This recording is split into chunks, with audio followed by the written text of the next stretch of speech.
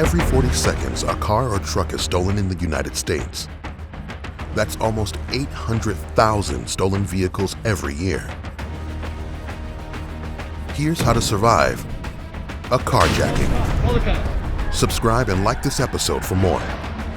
Instead of stealing parked or unoccupied vehicles, criminals take running cars from drivers, usually by force and at gunpoint. Why is carjacking becoming so common? Where should you park your vehicle? Should you give in to the carjacker? Carjackings are becoming more common these days because the security in cars is more sophisticated. Thieves can no longer just break in and hotwire your car. The engine has to be running. So if you want to survive a carjacking, follow these steps. Step 1. Be on your toes.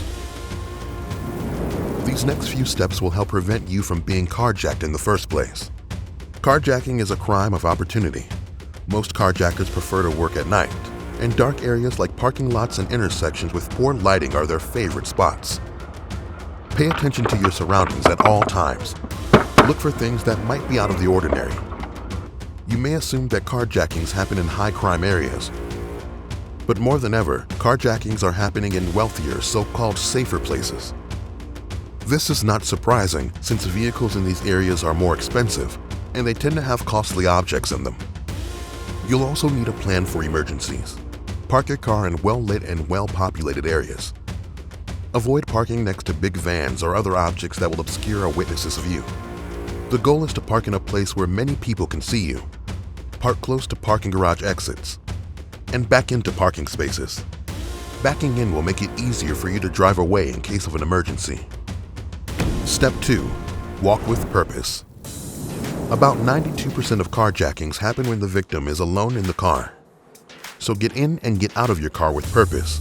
When you're walking to your vehicle, keep looking around. Before you get in the car, look inside. Scan both the front and back seats. As soon as you climb in the driver's seat, lock the doors and get moving. Don't fiddle with your phone or the radio. The same goes for when you're getting out of your car. As soon as you stop, get out, lock the door, and get moving to your destination. Try to limit your phone usage, especially when you're walking to your car and while you're sitting in your car. Your phone distracts you from paying attention to your surroundings, which increases your chances of being carjacked. Step 3. Do not put your car in park. If you're pulling into a drive-thru, do not put your car in park. Keep it in drive with your foot on the brake. When stopped at a stoplight, be sure you can see the tires of the car in front of you. This will put enough space between you and the vehicle ahead of you that you can steer and drive away if some bad dude tries to take your car. Step 4. Give in.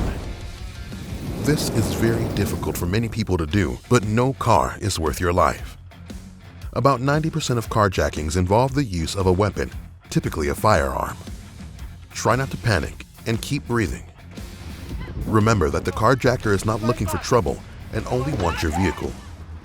So it's best to give them what they want. College sophomore Bobby Christman was sitting in his friend Jen's parked car near a nightclub in downtown St. Louis. Then the unthinkable happened. An attacker forced open the back door to grab Jen's purse. When Christman, who was sitting in the front passenger seat, tried to intervene, the carjacker shot Bobby in the head. He died at the hospital. If you have a child in the car, make that very clear to the carjacker. Remember that a child means more trouble for the thief, so they do not want to take the car with a child sitting in it. If your child can walk, tell them to get out of the vehicle carefully and stay as far away as possible. If they can't get out by themselves, try to reach the back seat and get them out. Do not leave children in the car. Step 5. Watch for tricks. The bumper tap is a trick that some carjackers use to create an opportunity to get you out of the vehicle. If you are all alone in this scenario, just drive to the nearest police station. Sometimes criminals will place a $20 bill on your windshield. Don't fall for this trick. Stay in your car. They are trying to get you out of the car so they can get in. If this happens, do not try and block the vehicle. You could get run over.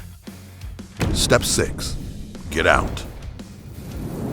If you are getting carjacked and there is nothing you can do about it, get out of the car. If your carjacker tells you to move over and stay in the car, don't. Do whatever you can to get out. Try to control whatever weapon your attacker is using, and fight back. Keep pepper spray in your glove compartment as your first line of defense. Gouge their eyes, stomp on their feet, knee their groin. You'll need to fight like your life depends on it because your carjacking is about to escalate to a kidnapping.